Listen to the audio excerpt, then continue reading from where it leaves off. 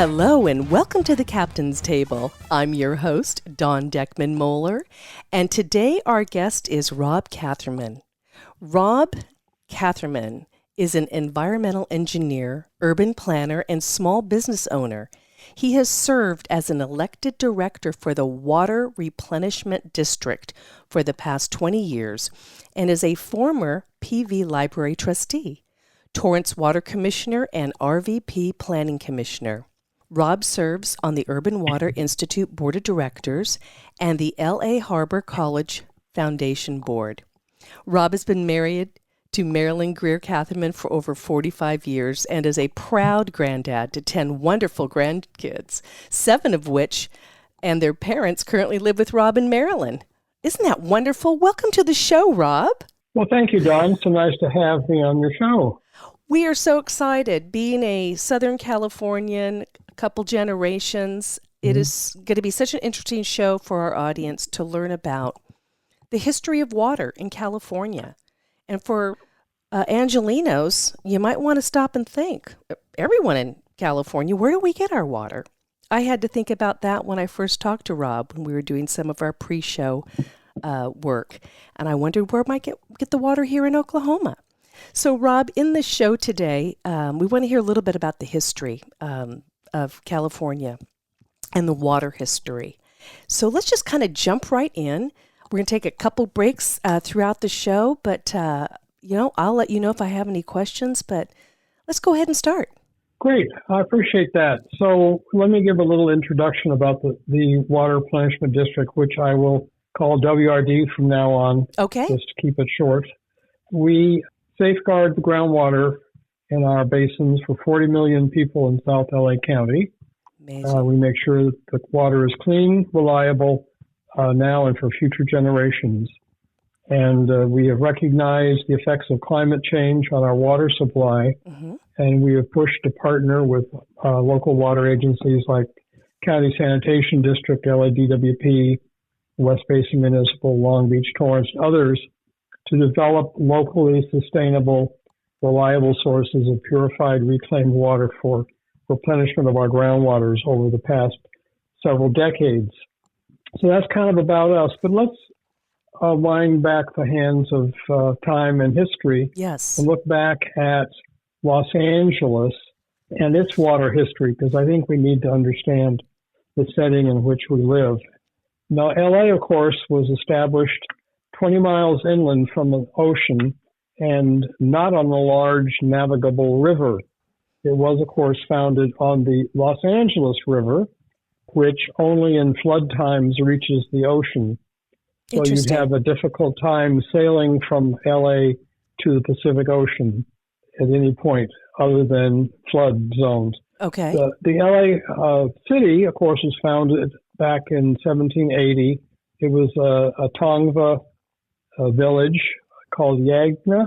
Okay. And it was purchased as part of California and Oregon from the Mexican country as part of the Mexican-American War under the Treaty of Guadalupe Hidalgo. And that was about 1848.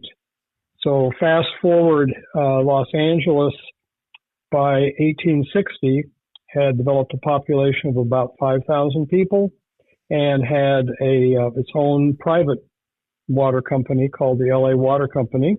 And that's how the city of Los Angeles got their water, was from the Los Angeles River. The Los Angeles River. So moving forward. Okay. Yes. Is it the one that goes through Griffith Park, through kind of the Burbank area? Yes. Okay. Exactly. Okay. And, of course, today the LA River has been paved over for flood control purposes, and it no longer serves as a source of drinking water. I didn't know that. But it does serve as a source of groundwater percolation and recharge. But let's go back to 1877. My wife claims that I can remember this personally, and I refute that strongly. But a fellow named William Mulholland arrived in L.A. with his brother Hugh. And they immediately headed out to Arizona, like every good new immigrant, to find gold. There you go. right? That's right. And nowadays we know water is as good as gold, but back then that wasn't the case. So they raised money working on the Colorado River steamboats when they were in Yuma. And of course, that knowledge of the Colorado River was going to come in very handy for Mr. Mulholland a few decades later when he was head of Department of Water and Power in the city of Los Angeles. I've never once heard of riverboats on the Colorado River. Growing up water skiing there, steamboats. I would have never dreamed steamboats were on the Colorado River. That's interesting. So they were there for several months, and some U.S. soldiers rolled into town and said, hey, folks, Geronimo is on the warpath, and he's headed to town. So they hightailed it back to Los Angeles. Sounds like a Western. Yes. Yeah. So several months later, after all the problems in Los Angeles as a semi-border town, there were killings every night, fights, horrible dusty conditions on all the roads. And he said he's had enough of this. And he headed back to San Pedro to leave to go back to Ireland. This was Mulholland? But en route, yes. Yes, okay, interesting. Yeah, to his motherland, if you will. Okay. So en route, by coincidence, he happened to run into a fellow named Manuel Dominguez, who happened to be the grandson of Juan Dominguez, who was the heir to the San Pedro land grant. And he was hired to help Manuel dig a ditch in an artesian well in what is now Kaptain. And of course, those are the days when our groundwater levels were so high that you had artesian wells in many of the cities in the eastern part of LA County, hence Santa Fe Springs, Lakewood, etc. I didn't think about that. I didn't know that you could take a twig out and go find the water. Yeah, you punch a hole in the ground and water would come out. And have a well. So this fired his curiosity as an engineer, and he decided to stick around town for a little while longer. And LA was rapidly growing at this point in time. By just a year before, the railroad to San Francisco was completed. So population explosion in Los Angeles started in earnest. Mm-hmm. So William, by the time he had started working as a maintenance staff, working on the Zania Madre from basically the aqueduct, surface water aqueduct from the LA River over to Echo Park Lake. And by just a couple of years, LA had then grown from the 5,000 people in 1860 up to a whopping 9,000 people. Goodness. So let's talk about the other part of the Los Angeles water story, and that's a fellow named Fred Eaton, who became mayor of Los Angeles in 1898. Fred's father was Judge Benjamin Eaton. He's the fellow that Eaton Canyon was named after. I've ridden horses in Eaton Canyon. Yeah. Years ago. It's a beautiful place. Mm-hmm. And Fred was one of the founders of the city of Pasadena, believe it or not, and a wealthy attorney and landowner.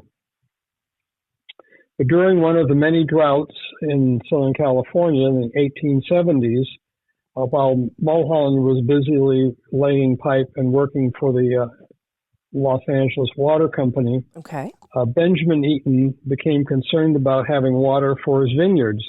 In Eaton Canyon? And in Eaton Canyon. All right. So he had friends that were cattlemen, and he knew that they would take their herds up to the Owens Valley in the summer, where there was abundant water. So Benjamin decided to investigate, and he grabbed his son Fred and Fred's brother George, along with a couple other friends, and they took a 3-week camping trip up to Owens Valley. So they would bring the I'm sorry. cattle on. They would move the cattle They drive via the horses cattle up and drive them up like the 200, 395 to the Owens Valley. 200 miles. Oh my Yes. gosh! I wish I could. This is a that's an amazing visual to see that. Isn't it though? Yeah. It's like a Henry Ford So, movie. Yes.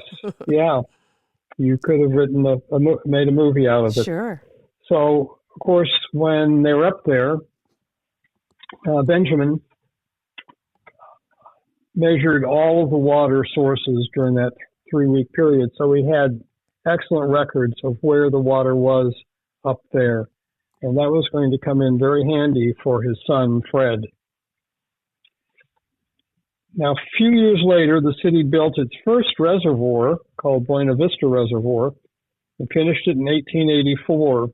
And it's interesting because that coincided with, of course, Mother Nature intervening. The wettest year on record, 38 inches of rainfall, and the city of LA was flooded. Where was the Buena Vista Reservoir? Basically where the LA Plaza is, north of City Hall. Okay. I know that even the town I'm from, Burbank, has Buena Vista Street. So I was just curious. Buena Vista Street was named after the reservoir. Okay. Exactly. Okay. Later that year, Eaton left his job at as waterworks as superintendent, and Willie Mulholland left to Washington State to study rivers. Of course, that's what you do. Yeah, but the water supply didn't last long, as the drought showed up just a year or so later, and again, just an indication of climate change has always been with us in the western states. Mm-hmm. And newspapers were admonishing people to stop using unnecessary waste in their water closets and to sprinkle their grounds between 6 and 8 a.m. or 6 and 8 p.m. Sounds familiar, doesn't it? It really does sound familiar. And for a younger audience, what is a water closet?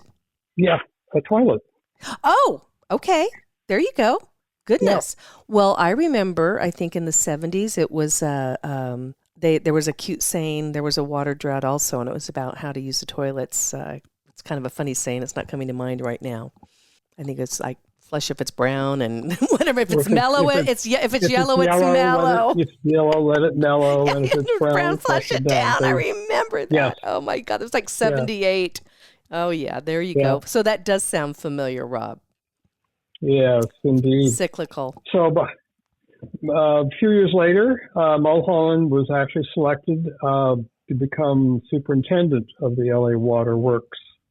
And he worked that job for several years. And by that 1880s, the LA's population now had jumped from 11,000 to about 50,000 people. Mm-hmm. And the complaints were constant. For instance, they had fish in their water supply. There was a lack of fire hydrants and, of course, no paved streets, so you had terrible dust. Right. And the LA Water Works Company was obviously taking care of the bottom line and not serving the public well. What a challenge. Yeah. And fish in the water. Tell me where you would see that if you were in your house. You probably wouldn't see it directly coming. You wouldn't. Small fish you could see coming through the pumps into the house. Right. Absolutely. You'd be pumping the water like we've seen in the olden days in movies. Yeah. It just came out of a dirt-lined canal. Right. That can't be super clean, correct? No. Okay. It certainly couldn't. Could not. That could cause dysentery or other issues. Water treatment plants. Yeah. Yeah. Okay. Because there's no water treatment plants, right? Also huge fires and caused a remarkable amount of property loss because of the lack of fire hydrants and the pipe size. Yeah. So by 1898, just as Fred Eaton was elected, the waterworks lease expired, and then Mayor Eaton but the company was not adequately constructing the improvements that they needed to do with the water system, and that the water company was illegally taking water upstream for its development company and building residences north of Los Angeles. What areas would that have been? Probably Echo Park, Okay. Atwater Village. Sure. Those areas, That kind of perhaps canyon even to go between Pasadena and LA, that kind of yes, canyon area. exactly.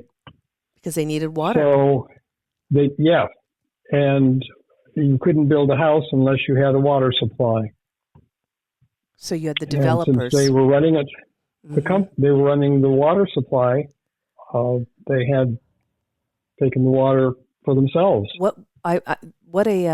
Again, another challenge for Mayor Eaton. Yes. So by the time the mayor left, and he had a 2-year term at that point in time, he gave a blistering speech castigating the city water company and their development company called the Crystal Springs Land and Water. And I love that name, Crystal Springs. Crystal Springs, land and water, and plenty of fish to eat. Yes. Listen, we're going to take a very quick break, and we're going to come back with Rob, and we're going to learn more about the water replenishment district work that he has been doing. Right now, we're in the midst of learning about the history and how Angelenos originally got their water. So please stand by. We'll be right back. Your addiction could cost you everything. Your job, your children, your loved ones, maybe even your life. Face it, you need help. Call Better Addiction Care now. It's time to end your addiction to drugs and alcohol. Help is available 24 hours a day, 7 days a week, no matter who you are, where you're located, or your financial situation. Our network of treatment centers can guide you before it's too late and you hurt yourself or your loved ones again. We're Better Addiction Care and can help put an end to your addiction. Plus, your insurance may cover up to 100% of costs. Don't wait another moment. Your life could depend on making the call right now. There's still time to get back what addiction is taken away. This could be the most important call of your life. Call 800-247-0941. 800-247-0941. 800-247-0941. That's 800-247-0941. Fans of The Andy Griffith Show are raving about a brand new streaming series. Chris Stone, what are you doing back here in Mayberry? Your neighbors know they're living next door to a famous movie star yet? He hasn't answered any of my calls. That girl's headed right for Heartbreak Alley. An old-fashioned love story in a modern-day Mayberry. Yes! A streaming series for the whole family. Who's the only TV character named after 2 insects? And bee, of course. Grandma's cat ate all the laxatives, and, well, we've got ourselves a situation. Crazy, right? Don't take any wooden nickels. Wooden nickels. That's a good one. Those low-down, dirty buzzards. It's an honor to be here. In fact, at my age, it's an honor to be anywhere. It's a Christmas miracle. Bravissimo. We don't know what you're missing. Mayberry Man, the series. Now available on Prime Video. These people are living in another world. For anyone who's worried about back taxes, has not filed tax returns, and doesn't know what to do next, stop and listen. Not filing your taxes can have severe consequences, especially in this political climate. Now that COVID is over, the IRS is getting aggressive, massively increasing enforcement and collection efforts. With politicians making all sorts of promises, especially when it comes to taxes, hiding and not dealing with your taxes will cause you harsh legal and financial ramifications. But right now, the IRS offers forgiveness and writes off a massive amount of tax debt. The Tax Doctor offers a free service that helps people get out of IRS collections and back in good standing with the government. Don't hide or bury your head in the sand. Take advantage of our free service. Call now to learn more. 800-368-1307. 800-368-1307. 800-368-1307. That's 800-368-1307. Welcome back to the Captain's Table. I'm your host, Dawn Deckman-Moeller, and we have Rob Katherman with us today with the Water Replenishment District, the WRD. I wanted to say the WDR, the WRD, and he's telling us a little bit about some of the challenges that Mayor Fred Eaton had in, between 1898 and 1900, when there was development that was going on just north of Los Angeles, and how residents and new homes needed to have water and some of the challenges. So please continue, Rob. Yeah, thank you, Don. The Mulholland, by this time, of course, was the superintendent of the private water company. And Eaton continued to, even after he was mayor, no longer mayor, he pushed to have the water company bought out by the city. And they went through extensive negotiations over the price and decided on the $2 million selling price, which was a lot of money at that point in time. Absolutely. In 1901. So they put a bond measure on the ballot in August of 1901 for $2 million. The ballot measure passed 5-1. Okay. And it was interesting to note in Mulholland's granddaughter's book, okay, she quoted one of the local politicos that said, turnout was very light because the water company and nobody else ain't passing out no dough. So what's the use of us boys getting out and hustling the vote? Anyway, I thought a sign of the times. Sign of the times. So they sold the bonds, although it took almost 2 months to sell all the bonds. Yeah. And the next mayor, Mayor Snyder, hired all of the waterworks employees and appointed William Mulholland as the new superintendent of the Department of Water and Power. So he had come back from, I think you said Washington studying rivers. Yes. And he had come back into the full and starting to do some leadership again, it sounds like. Yes. And he commented, apparently, according to his granddaughter, that when the city bought the works, they bought me along with it. Well, so one of Mulholland's first acts was to try to get water meters set up for the biggest water users to begin to conserve water because they knew they were running out. And the Los Angeles River was not going to supply enough water naturally. Were they, prior to the water meters, how did they meter water to charge customers? It was a flat fee. It was a flat fee. Water's expensive. Look at your water bill. Yeah. Yeah. Yes. So it was a flat fee that would maybe change every year or increase every year, but it was a flat fee to a residence and a commercial business. Yeah. They probably had different rates for residents would pay less than a business would pay, of course, but they were flat fees. Interesting. And interesting that our water district was created in 1959 to get rid of property taxes, which were flat fees, to put an assessment on pumping. Mm-hmm. So history repeats itself, or at least it rhymes, as they say. At least it rhymes. That's cute. So fast forward to 1904, and Mulholland and Fred Eaton snuck away up to the Owens River to take a look around to see what they might do to bring water from the Owens Valley that Fred Eaton, of course, was very familiar with. And they were quite satisfied with what they found. So they came back and met with the then city attorney named Matthews, who Lake Matthews was ultimately named after, and talked about the legality of buying land outside of the city of Los Angeles and the county of Los Angeles. It was just Matthews decided that it was legal, and he had suggested that Fred Eaton become the sole agent for land purchases for the city of LA. Plus, Eaton was involved with his dad with the cattle drives up to the Owens Valley. Interesting, Yes. the connection there. Yes, exactly.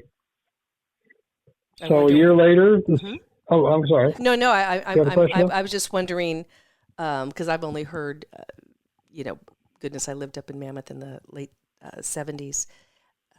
There was a famous singer, and she wrote a song about the Owens Valley. I mean, it was a big deal that had happened, but go on. That's much later. And of course the movie Chinatown, right? which made the purchase of water from the north part of the story. Right. And there's a lot of similarities to what had happened with water purchases in the San Fernando Valley by the owner of the LA Times and some of his friends. But was that the Handsome Dam? Was that the area where we used to have a little lake that you could ski in this up until maybe 60s? Handsome Dam, where there was water. The Hanson Dam was built later, but the purchase of, for instance, Porter Ranch, got it, by the Times owner was based on their knowledge of the upcoming aqueduct.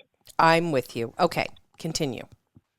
Right. So 1905, the city put a bond measure on the ballot for $1.5 million to purchase Owens Valley. Oh my gosh, 1.5 for a whole valley. Yes. Oh my gosh, what a steal! I know, but it was actually, they paid more than market value. Okay. For the land. And this bond measure passed overwhelmingly. And, of course, by now, LA has grown to almost 150,000 people. I'd love to see a photograph because I haven't. I'll have to go look at what the Owens Valley looked like when there was water there. Yeah. I'm sure it was. They had a large lake, very large Owens Lake.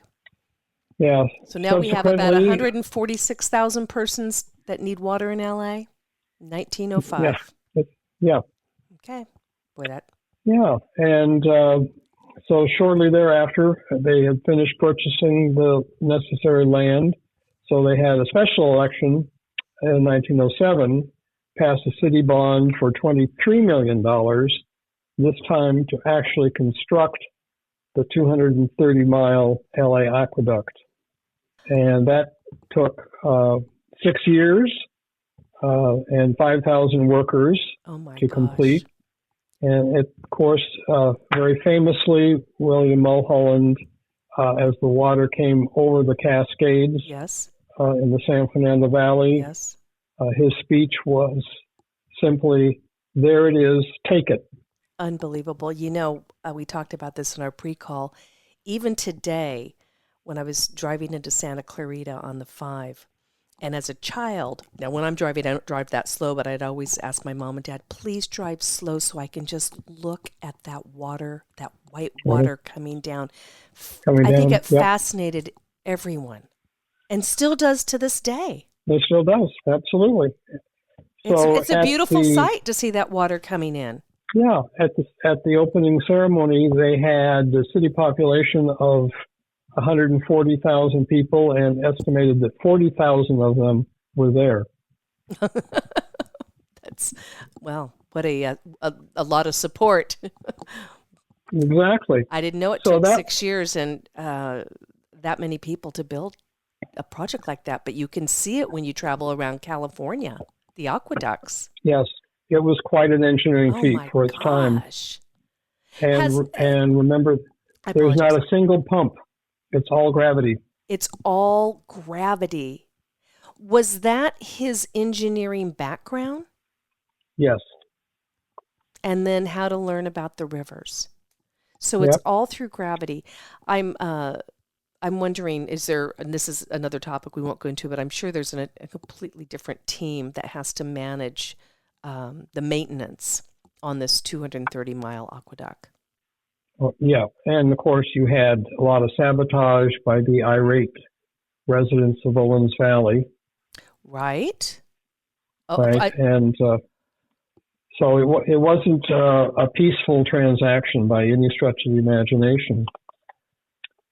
Did But people try to forward, did people try to divert it, block it, put sandbags on it? They dynamited the aqueduct on several occasions. No kidding. Yes. Okay, interesting.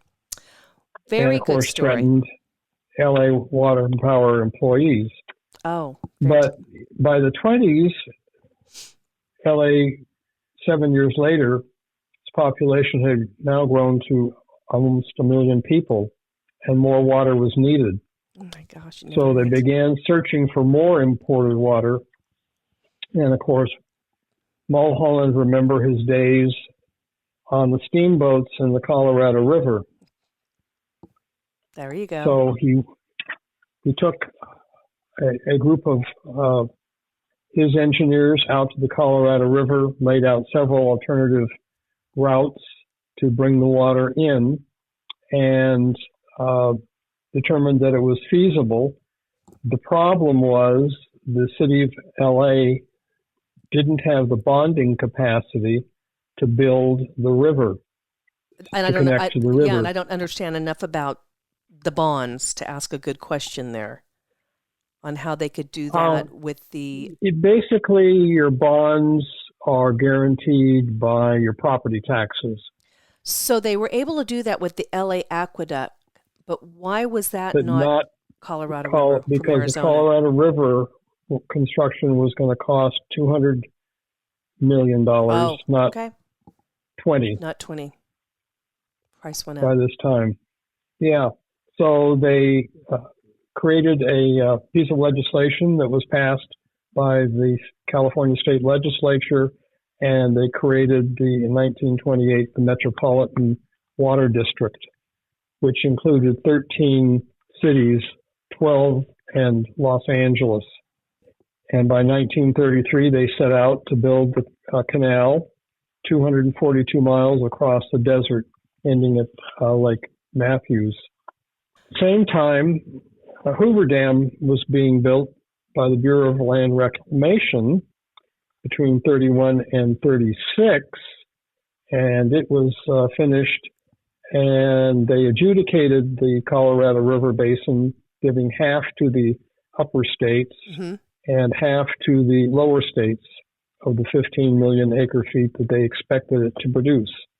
That first water sales didn't come until 1941 with the city of Pasadena taking the first water. By then, World War II intervened, and they had no other water sales until after World War II. Were there restrictions on water usage at that time in those areas? No. There really weren't at that point in time, because there was, at that point, lots of water. Okay. Lots of water. That's a blessing. Yeah. So, interesting, Los Angeles Metropolitan gets about 1.2 million acre feet of allocation, and the state of California gets, of the 7.5, they get 4.4, so they get about 60% of the water. From the Colorado, from the Colorado River, or yes. Okay, that's what I want to make sure. Yes. Mm-hmm.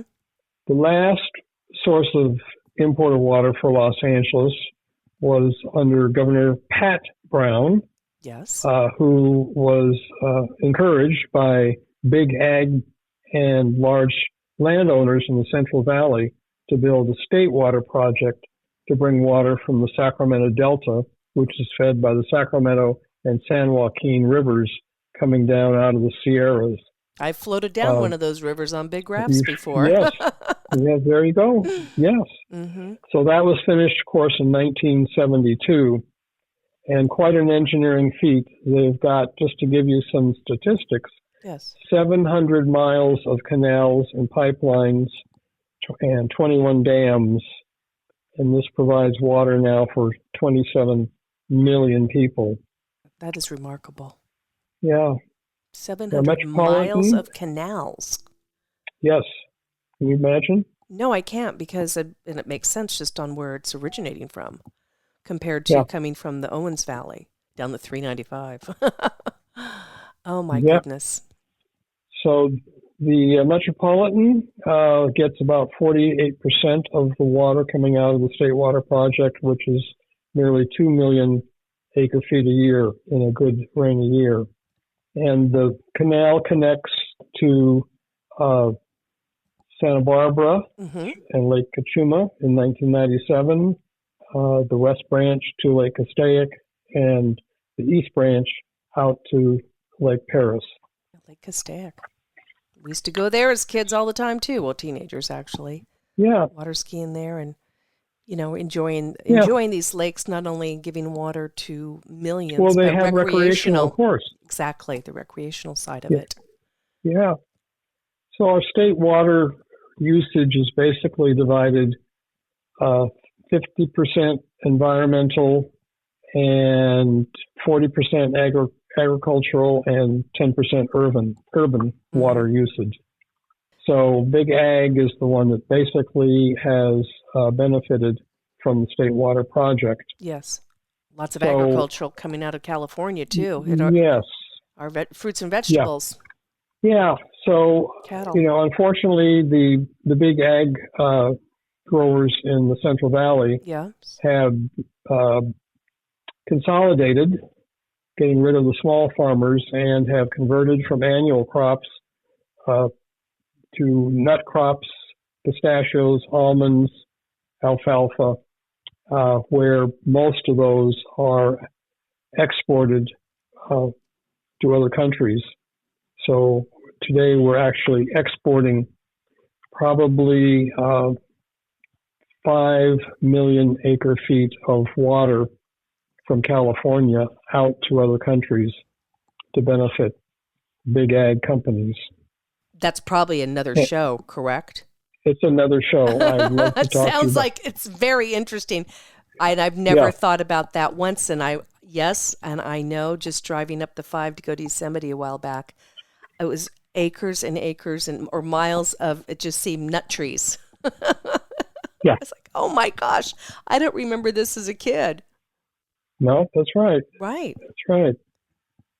So the other thing that we need to recognize is not only is Big Ag taking more than its fair share of water, we also have climate change affecting both the state project and the Colorado River.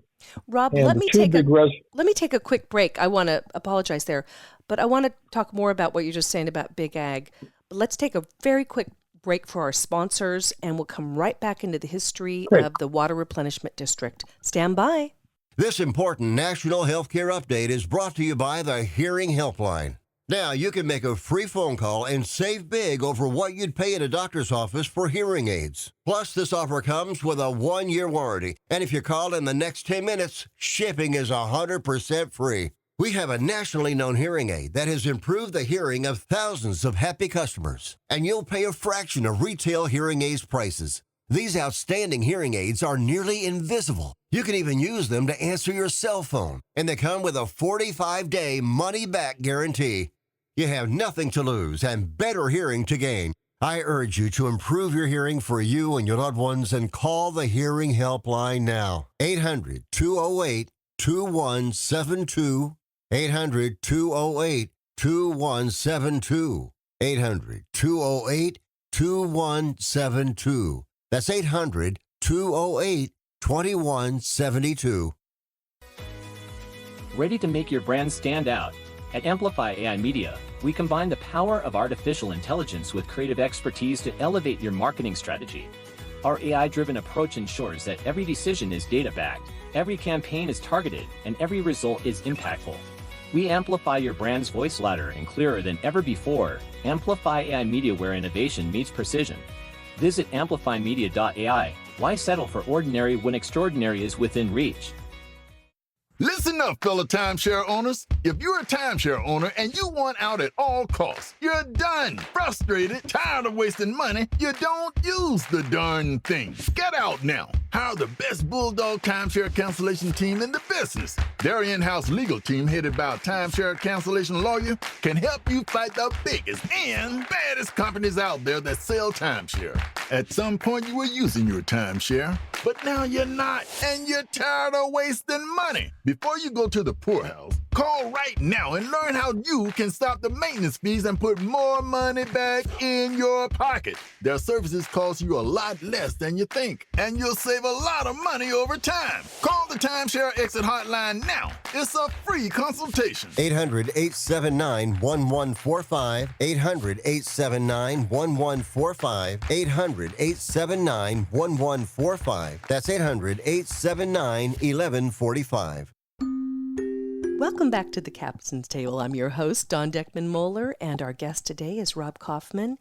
We were just learning about amounts of water. I can't remember the terminology that you used, that is exported through nuts, using quite a bit of water that is brought into, or that is here in California, that is exported out. So I haven't heard much about big ag before, but please continue. Yeah. And I don't want to belabor the point. There's a very good movie called Water and Power that's on, I think, Prime. Yeah, it was on Netflix. I think now it's on Prime. I would recommend people watch that to learn more about the situation. I wrote that down. But the other thing that's going on, of course, is climate change, and that's really what I wanted to talk more about.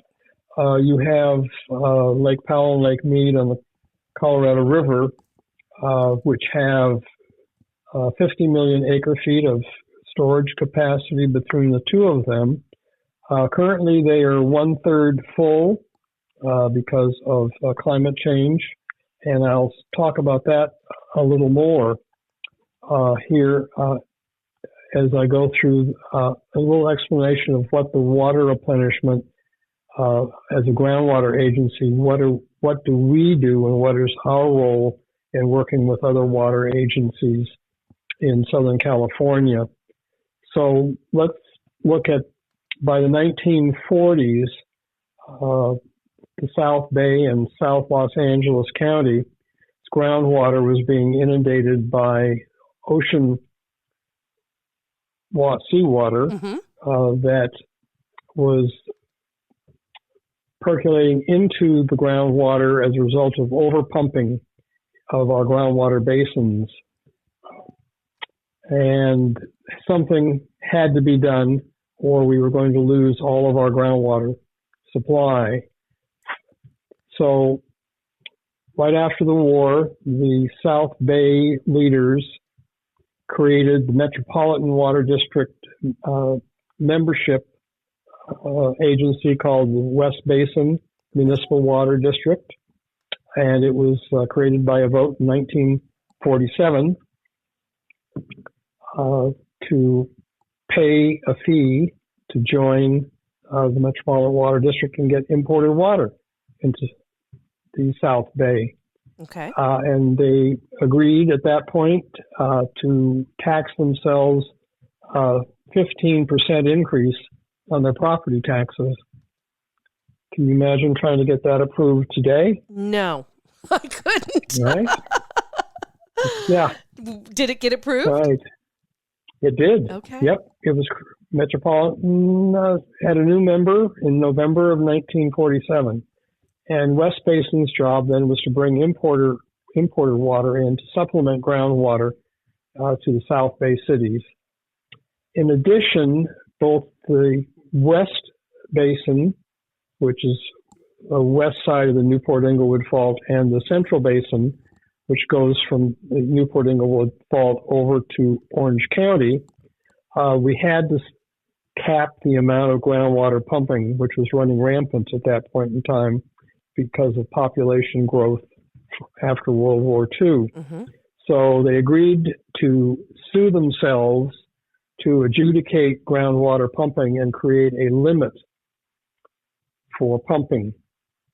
That took 9 years to occur, but finally in 1961, they got a court judgment to limit the amount of pumping in the two basins which underlie the water replenishment districts area.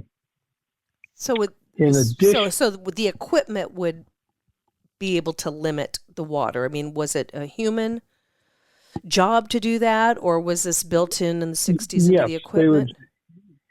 They would measure the amount of pumping on every pump. Okay. And only pumpers that had rights could pump in the basin. So if you bought a piece of property and you wanted to build your own well, you could not do it.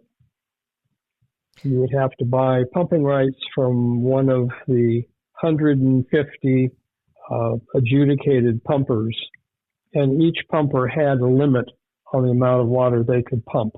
So the 60s, certain parts of, let's just say like Westminster area, I'm thinking, there was a lot of development going on. Track homes, I think the term was coined during that era. And they were being built everywhere. So that those developers would have to go through that process. Is that what I'm understanding? Not the individual residents? Water districts were being formed. Originally, they were irrigation districts. Cities had water rights. They had pumping rights. And so the whole groundwater infrastructure then was capped by 1961. Interesting. So in addition to the imported water, you limit the amount that can be pumped, and you supplemented that reduced amount of pumping with that imported water. And then the third thing they did was created a West Coast seawater barrier system from the airport, LAX, down to Palos Verdes Peninsula, South Torrance. And that barrier is a pipeline that has injection wells where you put water into the aquifer rather than taking water out of the aquifer. And when you do that, you put it in faster than it moves laterally, and you create a mound of water in the aquifer, and that becomes a barrier to further seawater intrusion. And that was also completed by 1961. So the last piece of the puzzle was how to pay for groundwater replenishment. Originally, it was property tax bills that paid for it, but the state legislature in the late 50s enabled a water replenishment district to be created by a public vote, and that happened in 1959, and we were created to charge an assessment on the volume of pumping that occurred rather than your property tax value. I'm just bamboozled with how much goes on with turning the tap on. This is so interesting. So WRD covers about 420 square miles in 43 cities, and we have about 4 million residents in our service area. And groundwater, to this day, still provides half of our drinking water for 4 million residents in Los Angeles. Thank goodness it's still there, that groundwater. It's still there, yeah. My gosh. And our job is to pay for water to not only replenish our groundwater basin, which we do primarily up in the northeast part of our service area, off the 605 and 60 freeways, through the 1,000 acres of spreading grounds at the San Gabriel and Rio Hondo rivers, where you basically have uplifted aquifer, which is, and an aquifer is basically sand and gravel. So you have a large gravel pit next to the 605 freeway. You can see it when you're driving by. And that's where we get most of our replenishment water for the basin, is in those two spreading grounds, which fill up in the wintertime during the rainy season, and then in the dry months is basically tertiary water from the county sanitation district plant and an additional amount of water from our advanced treatment plant in Pico Rivera. And on the seawater barrier side, on the south and west coast, we have the west coast barrier, as I mentioned, from LAX to Palos Verdes. You have a barrier from the Long Beach to the Harbor Freeway north of the ports, called the Domingos Gap Barrier. And then you have a barrier at the Orange County Long Beach boundary called the Alamitos Barrier, where we provide water. And these barrier systems are county public works owned systems. So our role is to pay for the water that goes into these barriers. When we started in 1959, that water was originally all imported water. And throughout our history, we've worked to increase the amount of reclaimed water that's used for replenishment, for spreading. Mm-hmm. And we have been quite successful in that effort. The other thing we do is we monitor the groundwater, both in terms of the level of the groundwater, but also for the chemicals that might be in the groundwater to make sure that there are no hazardous materials that we're putting into our groundwater. And for areas where old industrial uses have spread solvents and dry cleaners and so forth, there have been some areas of contamination, particularly up closer to the spreading grounds. We provide grants for man-made chemicals and loans for naturally occurring chemicals like manganese and arsenic that are just simply in the groundwater aquifer. There's arsenic in our groundwater. I did a little bit of research, and our city uses a third party. Occurring. Yeah, it's natural. Yeah, absolutely. You can get a report to see what's in your water. So they have to dilute it a little bit. I think that's what it is. You can to get it below the maximum contamination level, but the real solution is to, of course, try to pump it out, treat it, and then use it. So you have the replenishment, the monitoring, then you've got the cleanup, also water recycling? And we do the entire replenishment at our spreading grounds is all recycled water. That's remarkable.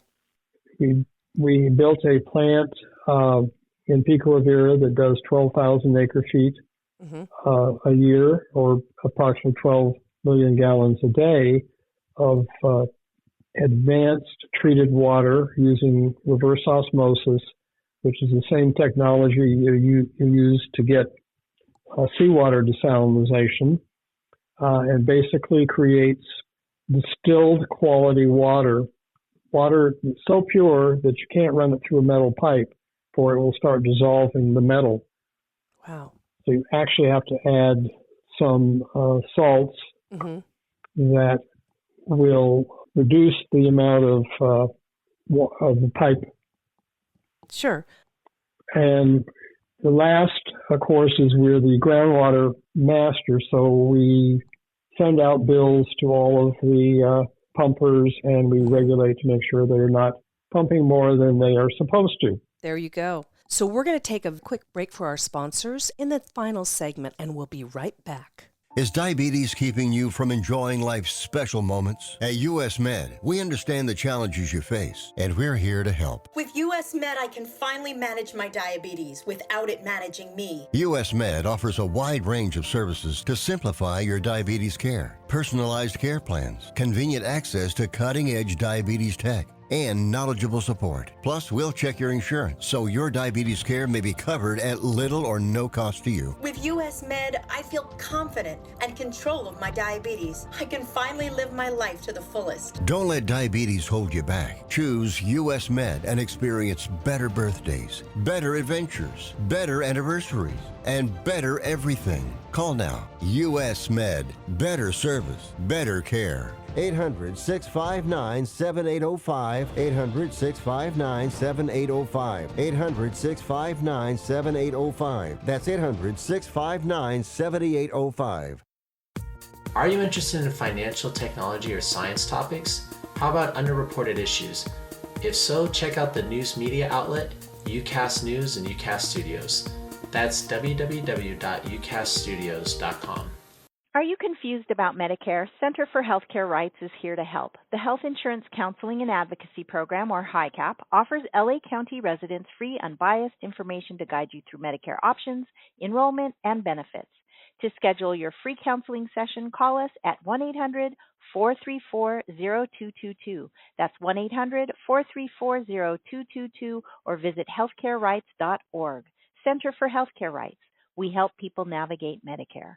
Okay, we are running a car drive right now to help veterans all across America. So if you have an old car, truck, or van, even a motorcycle or an RV sitting around, you can right now give it away and help the vets. They really need your help. And your car will help support the vets and their families. And guess what? You even get a tax donation. Plus, we'll even come and pick up your car for free. And all you've got to do is pick up your phone right now and make a free call. Now is the perfect time to do something good for the vets. Give back to the vets right now for all they've done for this country. And your old car can really help them. So call the Veterans Car Donation Program right now for free pickup of your vehicle. Help the vets and help your taxes at the same time. Call right now. 800-890-1032. 800-890-1032. 800-890-1032. That's 800-890-1032. Welcome back to the Captain's Table. I'm your host, Don Deckman-Moeller, and our guest today is Rob Katherman. So when I am flying and I look down and sometimes I'm like, I don't remember that body of water. And then you kind of look at the body of water, it's like, I don't see any boats out there. And I think what I'm looking at on the outskirts of towns is the replenishment sites. They are probably spreading grounds. Yeah. And I mean, I just flew into Orange County, and north of that particular area, there was a large, I think, replenishment grounds area. I'd have to. I'm going to keep. Yeah. I'm going to keep that in mind as I fly into Burbank in a couple weeks. See what I see. Yeah. Keep my eyes peeled out the window to see where our water comes from. Yeah. Orange County does a lot of groundwater replenishment off of the Santa Ana River basin. Yeah, exactly. And I just, audience, I hope you're really listening to this important show, especially all of you out in the Los Angeles area. This is some amazing work the WRD is doing, Rob. Thank you. What are some of your current goals and initiatives as we're getting ready to wrap up the show in a couple minutes that you'd like to share with our audience, and how they can get involved and what they need to know? Yeah.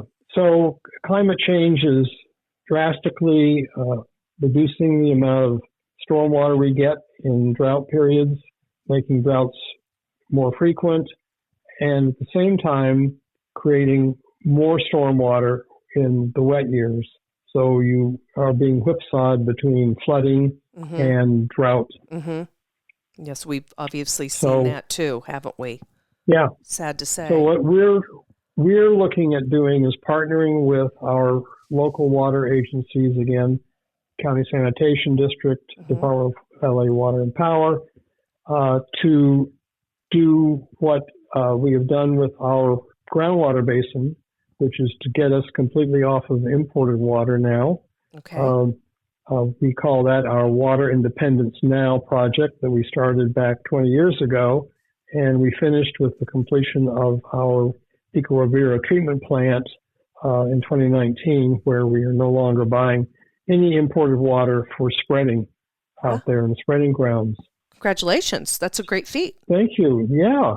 So now, like the TV commercials, now the next thing we have for you, if you agree to buy this, we're going to now have Wind for All, which is regional groundwater resiliency. And there we want to partner with metropolitan water districts and their partnership with the County Sanitation District to take advanced treated water from the joint plant in Carson, and to take advanced treated water from the Department of Water and Power and the Hyperion plant over the next 20 years, and to use that water to, number one, replenish our groundwater, and number two, to utilize the storage space in our aquifers. The bad news is we overpumped our groundwater basin aquifers, but the good news is we now have 250,000 acre-feet of groundwater storage available, and an acre-foot is about 1/3 of a million gallons of water. So that's our plan. We're currently working in Torrance to expand our brackish water desalter to get rid of the remnant salt water in the West Coast Basin to allow us to use the West Coast Basin for groundwater storage and augmentation. So each of our two basins, West and Central, pumping is not at the complete adjudicated levels. Both basins have about 30,000 acre-feet of unused pumping rights, which we could take advantage of if we had a new source of replenishment, which will be supplied by the joint plant in Carson called Pure Water Southern California, and the Department of Water and Power through West Basin Municipal Water District as Pure Water Los Angeles. Between the two of those, we will bookend the South LA County groundwater basin with local sustainable water for the future. And that's kind of our story. Dawn, do you have any further questions? No, it's a great story. I am so grateful that I got to meet you and our audience gets to hear the history, the rich history on how Southern California is receiving their water to this day, and the long-term plans and the hundreds and hundreds of people that have built aqueducts coming down from the north, how the replenishment of the water, which is so important with the WRD, the Water Replenishment District. Is there a website that people can go to? Yeah, WRD.org. WRD? WRD.org. Yeah. There we are, the WRD.org audience. Check it out. Rob, this was a great show. I just appreciate it so much. Listen to our shows wherever you get your podcasts on KABC Talk Radio and our Facebook page. And we just appreciate you all so much. Have a great day. Bye-bye. Bye-bye.